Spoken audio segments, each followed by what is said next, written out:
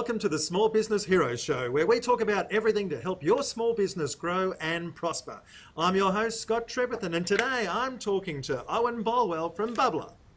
Now, Owen, in his early years, Owen found commercial success as a songwriter and music producer. Their production company developed recording artists in collaboration with Sony BMG, one of the biggest recording companies in the world.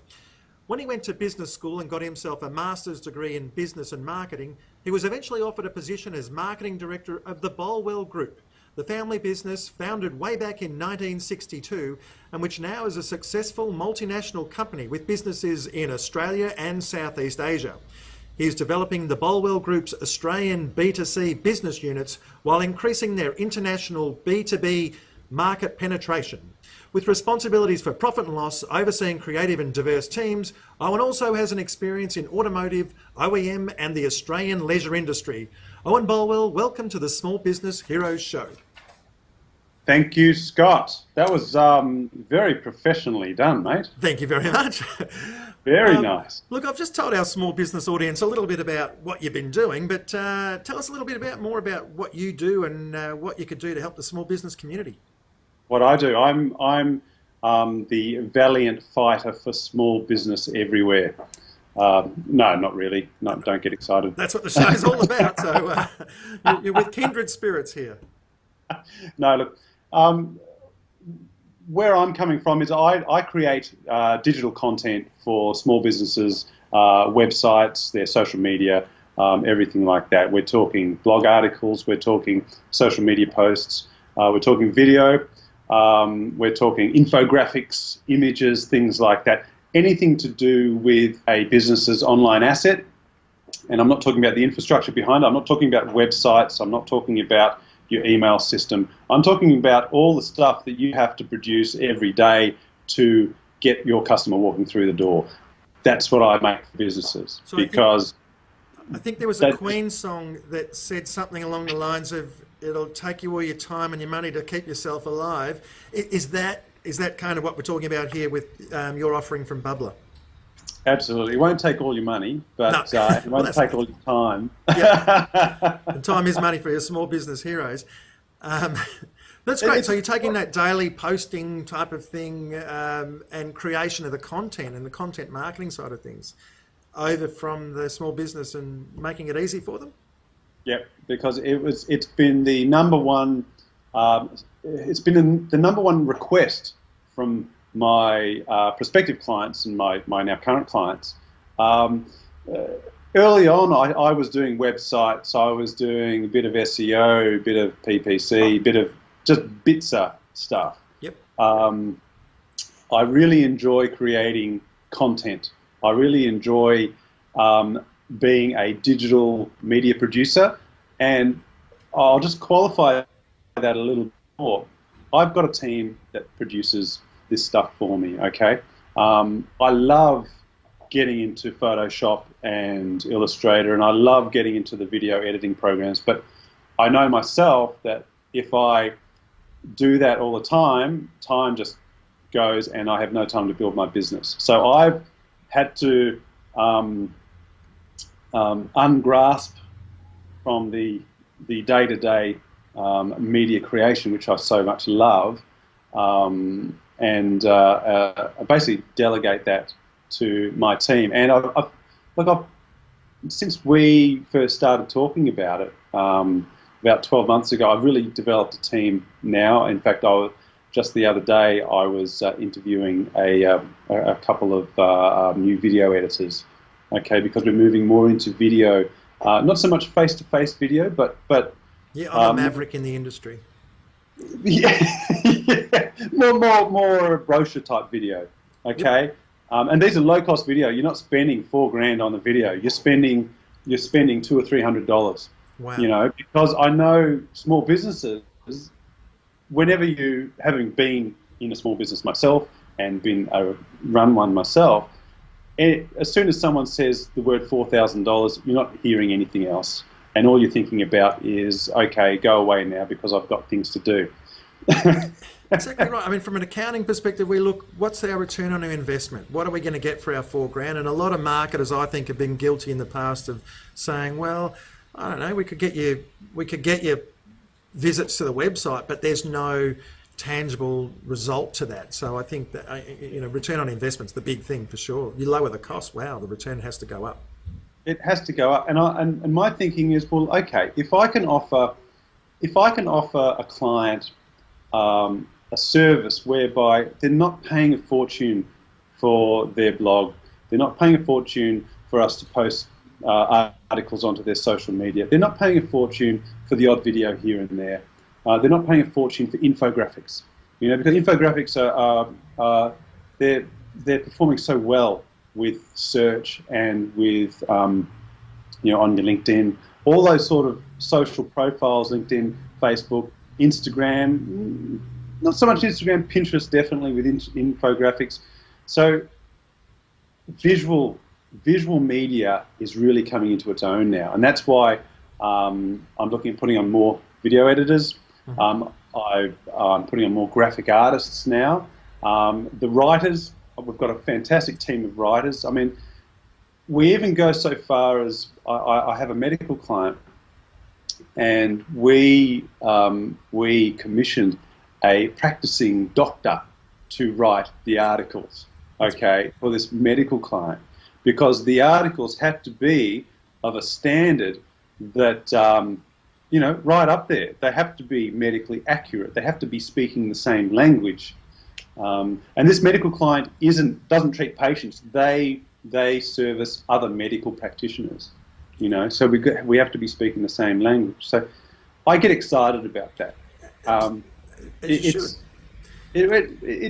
exciting because I'm able to offer this stuff affordable. They're not paying their an arm and a leg for it, but it's stuff that yes, some of them could write themselves, sure, but who's got an hour a day, 2 hours a day? Hand on heart. Which small business heroes owner out there is actually doing that sort of content marketing themselves, has the time to write the newsletter articles, or is it like our business, like everyone else, we just don't have time? Things get in the way, life gets in the way, and our own businesses get in the way. We just don't have time to do this, to write the content.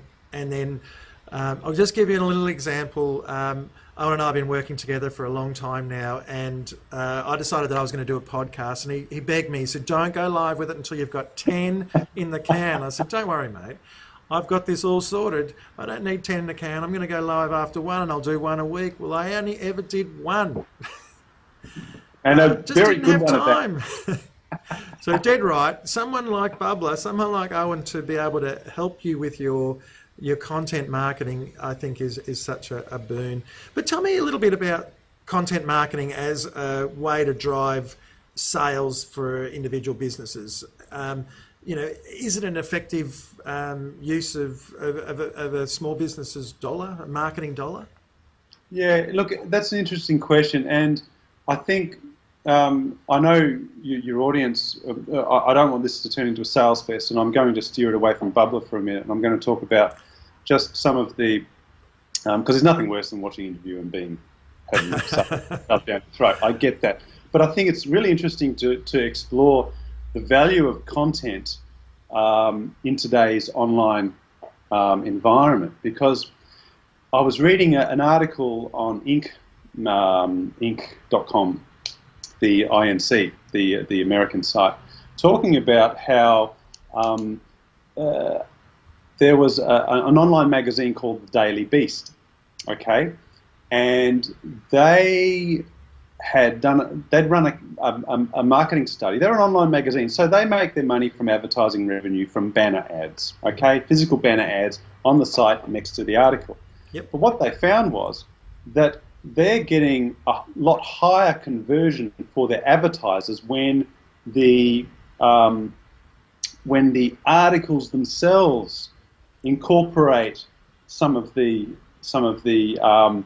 advertisers' elements in there. And now there's a very grey line there, because is it an advertorial? Is it become an infomercial? Mm-hmm. There's all this sort of greyness in there. But what they're finding, though, is that for people to want to come to the site Okay, now whether that's an online magazine, whether that's a plumber's business down the road, whether that's an accounting business in Malvern somewhere. Malvern East. Malvern East, I should say. But no, seriously, but if for anyone to want to come to a website, there's got to be a reason for them to come. And they're not going to want to come to a website just to be sold something. Yep. Okay? We're so wary and suspicious of advertising now. We're a very, very educated client base where we don't trust advertisers. We don't trust the big companies, really, no matter how cozy and cuddly they get. And it's the content that we produce that goes all out to help a client with whatever problem they may be having at the time, okay? And you never know what problem they're going to be having at any one time. So the thing with content is that whenever, as a punter, as a client, as a prospect, I have a problem, okay? I'm thinking, geez, okay, well, I've got the ATO breathing down my back. I've got the business here. I've really got to get my book sorted out. What am I going to do? Okay, I'm going to get in there. I'm going to research. Okay, well, what does the ATO look for when they audit people? Things like that. So many accountants, many bookkeepers don't have that sort of information front and center. But if someone's decided to write an article about it 3 months ago, and that article's floating around, and the thing is with most articles that you write or you have written, if you make them evergreen, meaning that you can publish them today and they will just be just as relevant in a year's time, maybe with a tweak or two, then that content, it keeps coming up and it keeps floating around the web, okay? It's like having a little bit of, it's a horrible, horrible term, but a little bit of bait out there. It's just always out there. That's a shocking term, I'm sorry. No, but so it's an asset for you that just continues to work. It does, but it's only an payback. asset though. It's only an asset if it's promoted right. So it's not an asset if you just write it, slap it on your site and then expect everyone to come and read it. It won't happen. In fact, no one will read it. Yep. So you've got to get out there, you've got to promote it. So the idea, rule of thumb, okay, you post and I'll get into this is the nuts and bolts of pretty much what it's about.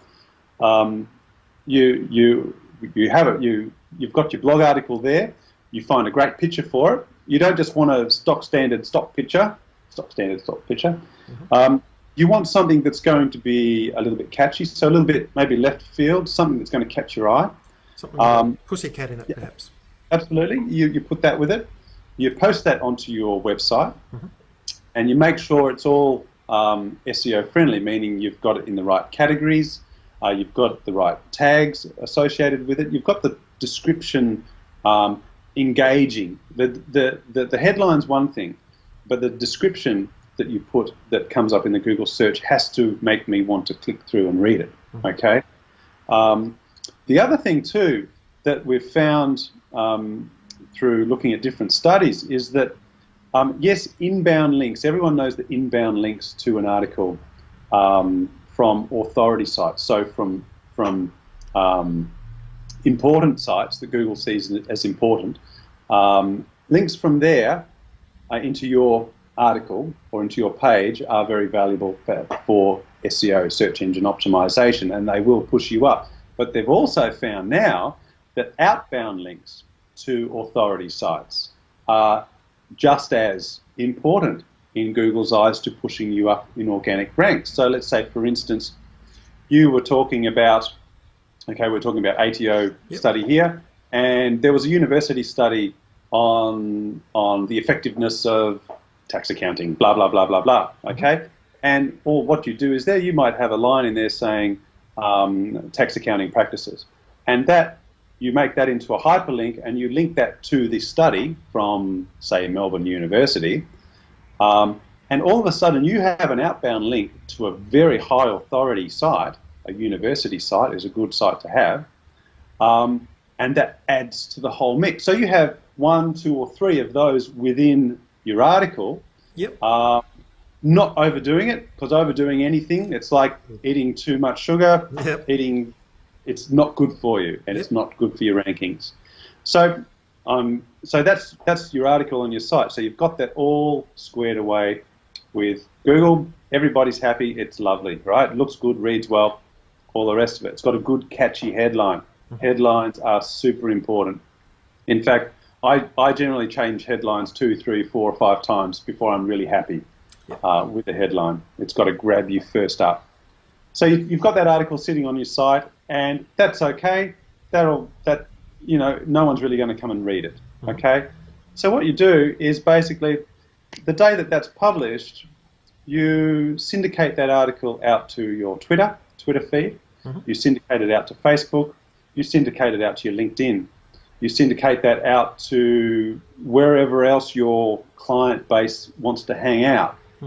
Whether it be, you might have an image within the blog post, so you can have more than one image. You might have, in that ATO article, we may have an image there with a quote in it, okay, or a graph in it, okay. Now that image, we can post that to our Instagram page, okay. Posting to Instagram, it's got to be interesting. There's no point posting stock stuff in there. It's going to do you no good at all. Yep. Quotes, information in a visual form work excellently on Instagram. The other thing too is that I'm starting to suggest to our clients is that we also post to Medium. Now Medium.com I don't know a good way to explain it. It's almost like a TED Talks in text. Yep. Okay. It's there's a lot of good articles on there. I would only post your best articles on there. And the thing with posting onto Medium, is that you've got your main article on your website. Your main article should always live on your website first and foremost. Yep. Now, we've syndicated that article out to Twitter, to Facebook, to LinkedIn, maybe to Instagram, maybe to Pinterest, Snapchat. If you've got a younger audience, fantastic. It'll live there for 24 hours, and then see you later. Okay. Yep. So we've done that. Now, what you want to do then is, with that content, what we can do then is the following week, or 2 weeks, 1 or 2 weeks is generally a good rule of thumb. We can take that whole article, post it onto our LinkedIn page, okay, with a caveat down the bottom saying, see the original article here, okay, with a link back to the original one. All right. So and then we do the same on the Medium account. Okay, full article with a link down the bottom saying this is where the original article lives, and it's back on your website. So everything comes back to your website, and I think that is probably the main game there. It's got to live on your website. But see, if that's evergreen, okay, if that article is relevant next year as much as it is this year, we do the same thing next year. Okay? And so over time, you've built up a whole library on your website of these things, and every single day you've got this content churning away. And you were right when you said before, it probably does take a good 12 months to get the ball really rolling and getting traction. But the thing is, once it does get traction, you complement that then with PPC, or pay-per-click advertising, and advertising those articles rather than the company itself, but advertising those articles and the message that they send. So you might find, say, we're coming into the deadline for getting a tax in, okay, and you might find, oh, I've got a great article for that. You know what to do if you're panicking about getting a tax in on time. Yep. So we pull that article out of the archives. We post that again onto all the social media, and we also implement a little bit of pay-per-click on that to boost that up. Yep. And all of a sudden, you've got a lot of your clientele that you want to get, the type of customers that you really want to get, you've got them coming in to read that article, and who's written that? It's these guys. Maybe we should give them a call. You know, in theory, that's how it works. It's holistic. That's brilliant, mate. We could talk about this all day long. You're clearly the go-to guy when it comes to all things digital marketing. Where would our small business audience, Small Business Heroes audience, come to connect more with you, to subscribe to your newsletter, your podcast, etc.? I mean, how can they get in contact with you, Owen Bolwell from Bubbler? Yeah, look, the best spot probably is on bubbler.com. That's bubble with a double R.com. That's my home base. I'm also on Twitter at Owen Bolwell. That's OwenBolwell. Come and hit me up. I'm on LinkedIn, Facebook. I've actually been playing around with Snapchat. We don't need to know about that, mate. Well, what about the podcast? Where's it coming, mate? Or do we... The podcast, I actually forgot to tell you, I think you're scheduled down for 2 weeks' time, mates, but we'll talk about Wonderful. that. Talk about, hopefully not social media marketing. I'll be talking to you about tax, no doubt. But that's fantastic. I can fully encourage our Small Business Heroes audience to look up this man. He knows a lot, and he's very willing to give of that. I'll put all his details down below here on this video. That's exactly right. Call this number now. I'm Scott Trevorthan. You're listening to the Small Business Heroes Show. If you'd like to find out more great interviews with similar people to Owen here, you can head off to our Facebook group, which is the Small Business Heroes Facebook group. You can also look us up on and maybe like us at the Scott Partners Facebook page. You can also look at us up on www.scottpartners.com.au. I'm Scott Trevorthan. You're listening to the Small Business Heroes Show. Thank you very much for watching.